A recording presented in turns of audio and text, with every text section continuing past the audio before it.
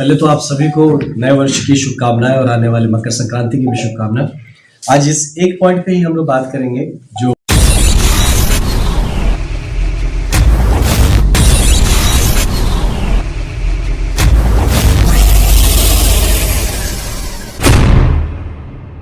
Party ने राष्ट्रीय स्तर पे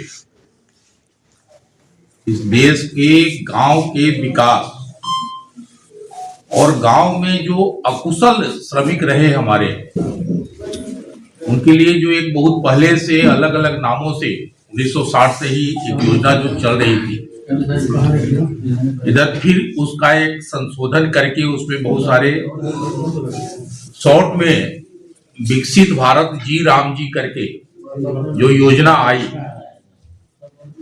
उस पे कार्यशाला, उस पे प्रेस कॉन्फ्रेंस भारत के सारे जिलों में हो रहे।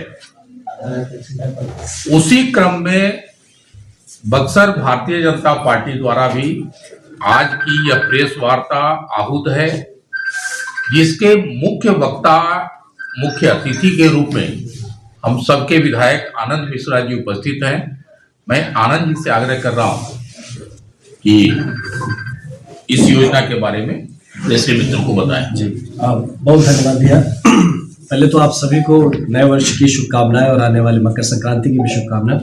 आज इस एक पॉइंट पे ही हम लोग बात करेंगे जो वीबी जी राम जी, ये जो सो कॉल्ड पहले मनरेगा था, तो उसकी जगह पे ये जब ये आया तो ये कैसे उससे अलग है, इसमें कौन सी बातें हैं जो कि पिछले वाले स्कीम से इसको बेहतर बनाती है, कौन सी ऐसी बातें हैं जो कि जन कल्याण को और एक सामंजस्य बनाए रखने के लिए समाज में वो पॉइंट्स कौन से हैं जिसको लाया गया है, इसके डिटेल्स हैं।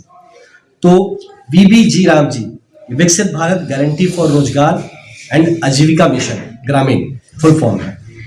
तो इसमें बहुत सारी बातें आई हैं जो कि बहुत सारे क्रिटिसिज्म्स हैं, बहुत सारे डिस्कशंस चल रहे हैं। वो सारे प्रश्नों का एक साथ एक जगह पे एक जवाब के सहित इस बात को मैं आपके सामने रखना चाहता हूँ।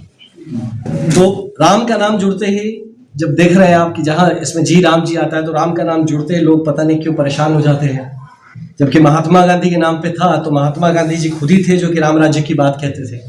उन्होंने कहा था कि रघुपति राघव राजा राम पतित पावन सीता राम, उनके अंतिम शब्द भी थे हे राम। सो हर गरीब को रोजगार मिले और उसकी गरिमा का सम्मान हो, गरीब राजनीति और गरीब जनजाति और पिछड़े वर्ग को रोजगार मिले, जो वीबी जी राम जी हैं इसके बारे में बता रहे हैं। इसके लिए यह इस बिल को लाया गया है। विकसित भारत 2047 की जो राष्ट्रीय मिशन के अनुरूप ग्रामीण विकास का नया ढांचा तैयार करना है।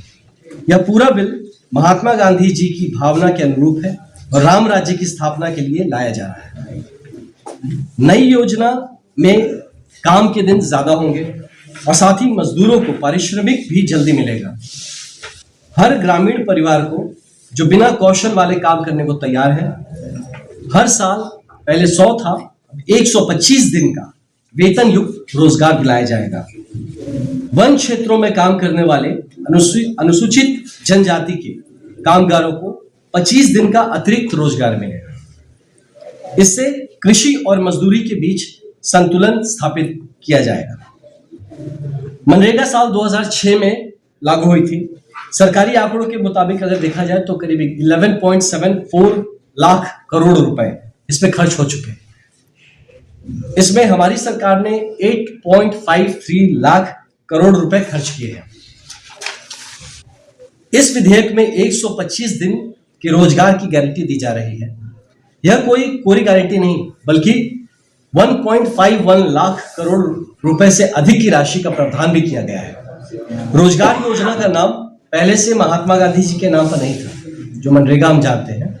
यह 1980 में इंदिरा गांधी जी ने सभी पुरानी जितने रोजगार योजनाओं को मिलाकर एक योजना बनाया था, राष्ट्रीय ग्रामीण रोजगार कार्यक्रम, जिसे राजीव गांधी सरकार ने जवाहर रोजगार योजना का नाम दिया था।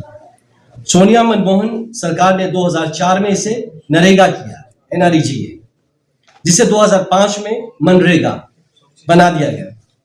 तो जब कांग्रेस सरकार ने जवाहर रोजगार योजना का नाम बदला था, तो फिर नहीं लगता कि जवाहरलाल नेहरू जी का अपमान था, वो बदल के जब फिर नाम चेंज कर। फिर इसी तरह पहले आवास योजना का नाम ग्रामीण आवास योजना था, फिर राजीव गांधी ने 1985 में इसका नाम बदलकर इंदिरा आवास योजना कर दिया।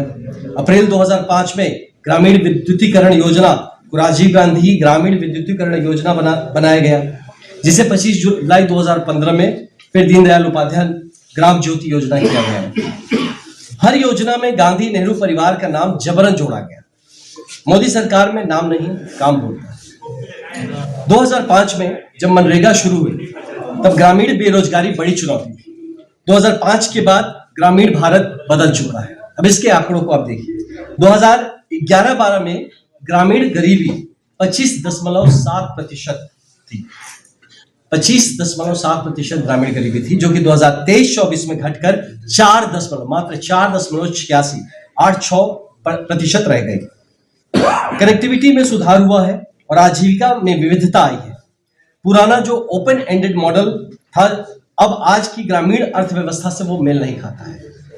इसलिए 2005 की जरूरत अलग थी, 2025-26 की जरूरत अलग है। इसलिए योजना को पुनः व्यवस्थित करना आवश्यक था। कांग्रेस सरकार के समय मनरेगा में घोटाले थे। आप देखेंगे मनरेगा के हर जगह पे, मनरेगा हर एक राज्य में आप देखेंगे घोटाले थे। हमारी सरकार ने इस पर काफी हद तक नियंत्रण किया है।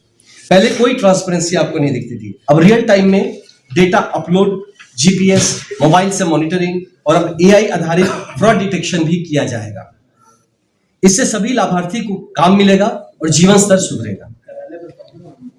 इंडी वालों को भगवान राम से पता नहीं क्या परेशानी है, विकसित भारत से भी परेशानी है। नए अधिनियम का फोकस जो है वो 4 प्राथमिकता पे है। उस बात को छोड़ के इंडिया अलायंस वालों का प्राथमिकता कुछ और हो जाती है। तो हमारा प्राथमिकता जो है वो कि जल संबंधी कार्य, इसके तहत जो हमारा बीबी जी राम जी ये जो मिशन है, इसमें जल संबंधी कार्यों पे फोकस किया जाएगा।